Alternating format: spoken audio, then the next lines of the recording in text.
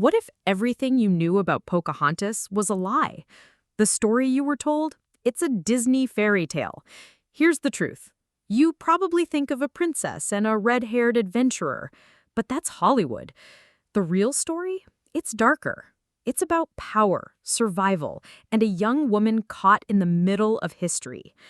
Disney painted a love story. In reality, Pocahontas was a political pawn. She was kidnapped, renamed, and paraded around Europe like a trophy. This wasn't romance. It was colonization. That famous Rescue by John Smith? It never happened like they say. He wrote about it years later, long after she died. Historians call it propaganda. Here's the wild part. The Powhatan people say she saved his life as a peace offering, not a romantic gesture. She wasn't single when the English arrived. She was married to a warrior named Kokum, but after her capture, the English erased that truth. They rewrote her story to fit their narrative.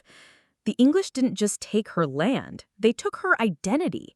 They baptized her, gave her a Christian name, and used her to justify their crimes. They called it civilizing her. We call it cultural genocide. Pocahontas became a PR stunt.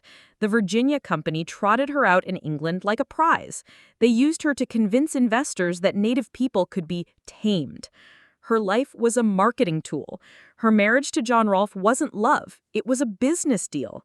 He called her a heathen in his proposal. Their union was framed as saving her. The truth? It was about tobacco, land, and control. This isn't just history. It's a warning. Pocahontas' story reveals the brutal truth of colonialism. It's not a fairy tale. It's a story of exploitation, and it's one we need to remember. If this story shook you, send it to someone who needs to hear it, because the more people who know the truth, the harder it is to ignore.